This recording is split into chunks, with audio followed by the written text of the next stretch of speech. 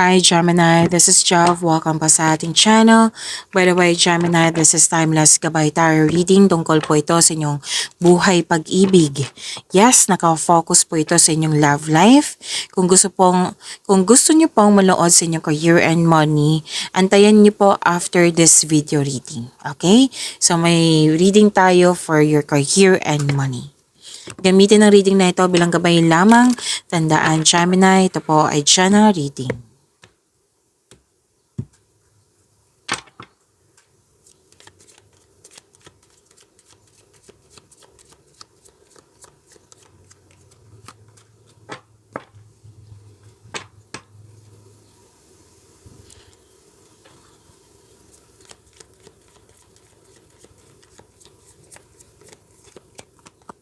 Pwedeng may inaantay kang mensahe, tawag, or may mga kausap ka ngayon na kausap mo sila regarding your past. So, kausap mo sila tungkol sa iyong past. At nakikita ko dito na may mga nakita ka dyan, pwedeng sa social media, regarding sa mga na-post mo noon, na naalala mo yung nakaraan.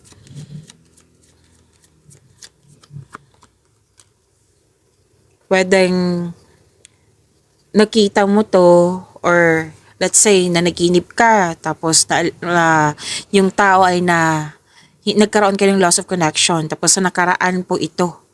Tapos na naginip ka, naalala mo. Nagising mo, naalala mo, parati mo siyang naiisip, kumbaga.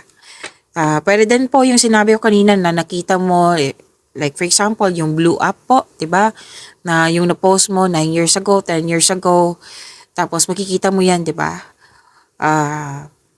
Sa pagpasok mo. Oo, sa pagpasok mo sa social media, sa blew up, makikita mo yung pictures at naalala mo yung mga nangyari sa nakaraan.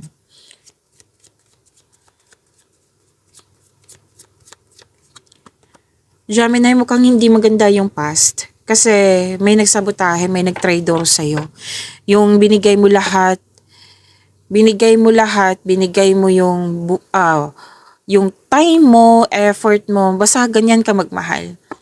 Totoong totoo ka, pero hindi pala siya totoo sa'yo. Yung sinisiraan ka niya, yung paulit-ulit na lang na concern na walang naakala mo, nabigyan ng solusyon, hindi pala.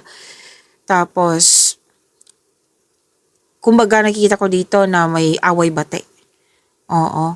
So, this is another message naman. Basta may nakita ka, pwede sa panaginip to, pwede din sa on actual. Like, for example, yung sa social media, nakita mo yung photo or yung post mo. Pwedeng na-miss mo, pwedeng nostalgia, pwedeng, ano tawag dito? May naalala ka talaga. Like, for example, nanood ka ng pelikula yan sa YouTube, tapos may naalala ka sa mga nangyari noon. Okay?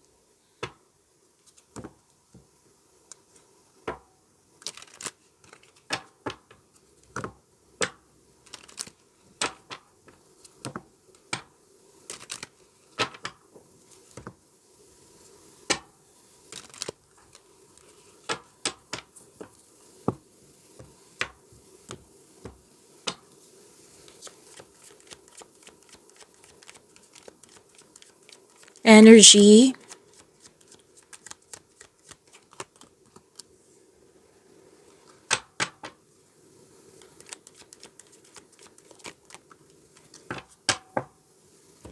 Unang nakita ko dito, Gemini, nagsasorry ka sa iyong sarili. Oo, kasi pwede din nung noon, marami kang nagawa na pinagsisihan mo ngayon. Like, bakit ko nagawa yan? Kasi nasaktan ako. Yan.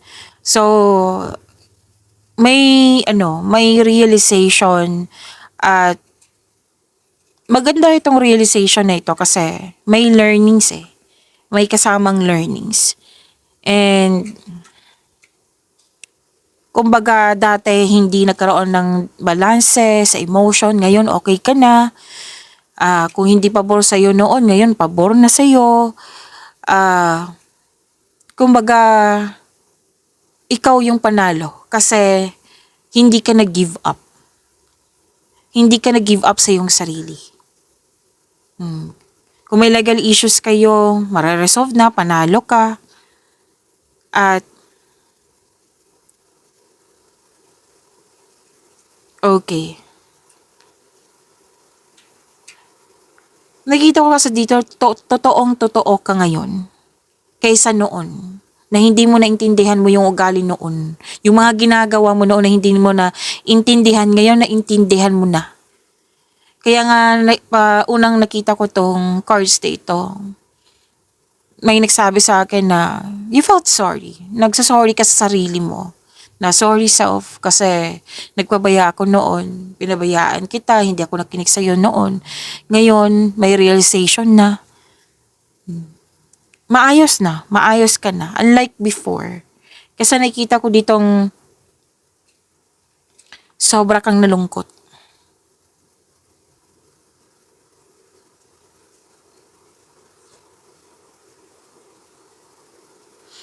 Sobra kang nalungkot at kasi niloko.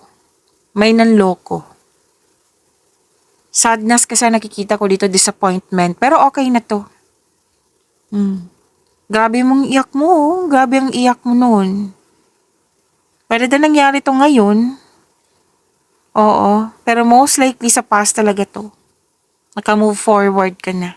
Grabe yung challenge mo noon. Kitang-kita ko dito. Pero kitang-kita ko talaga yung transformation mo.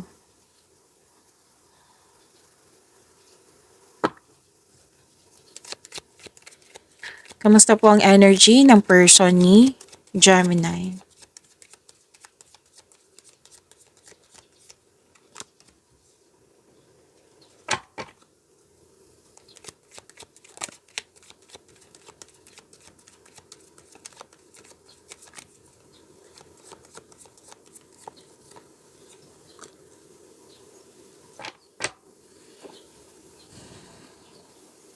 Okay. Energy, iniisip niya.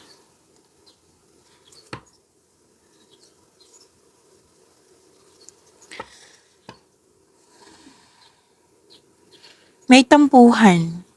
Nagtampo ito. Mukhang mataas ang ego niya. Ingat na ingat siya ngayon, no? Hindi niya maiwan basta-basta yung nangyari sa nakaraan. Parang hirap siyang magpatawad. Actually, ang advice ng course sa kanya na kailangan kausapin kanya tapos magkaroon ng forgiveness. Pero nararamdaman ko kasi yung ego.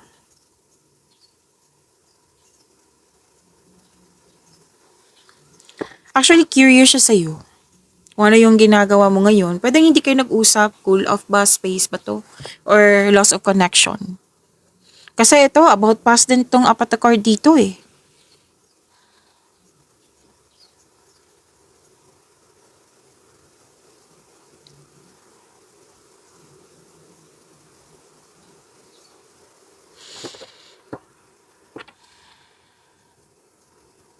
Okay. Maaring kakausapin ka nito na magde-date kayo. Kasi sa dalawang card na ito, may tampuhan talaga. May tampuhan na hindi nag-usap. Yung sinabi ko kanina, space ba yan, separation ba yan, cool off ba yan. Basta kakausapin ka ng taong ito na mukhang babiyahe pa siya para kausapin ka. Pwedeng long distance din kayo. Kasi nakikita ko dito sa dalawang card na ito, hindi nagkaroon ng pagkakaunawaan.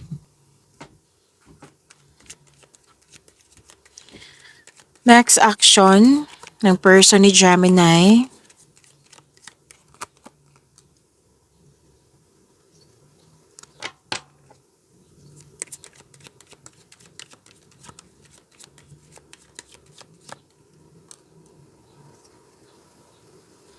Mabilis tong mag-approach. Like, pwede siyang maprangka.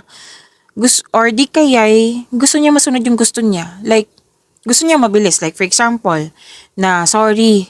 So, dapat response mo, pinapatawad na kita. Yan. Gusto niya mabilis. Gusto niya mangyari ngayon. Now na.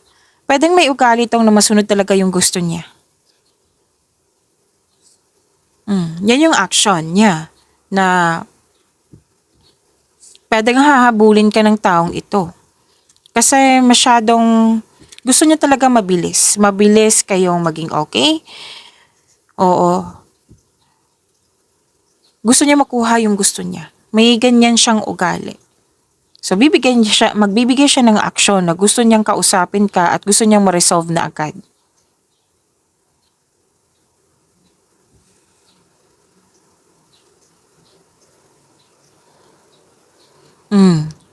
May nakita ako ditong laking pagbabago. Pwedeng nasabi niya na ang laki ng pagbabago ni Gemini. Yan. Pwede din nag-let go ito sa mga nangyari sa nakaraan at gusto niya ng bagong simula. Kasi biglang pagbabago to eh. Kumbaga, nasabi niya sa sarili niya na unexpected ito. Unexpected ito. Yan. So, malaki ang pagbabago. Nanibago siya sa inyong relasyon, sa inyong connection. May sikreto nga siyang nalaman na nagulat siya. Yan. So, yan po. Abangan nyo po yung after this video reading, abangan nyo po yung career and money nyo po. Nakafocus po sa career and money. So, see you.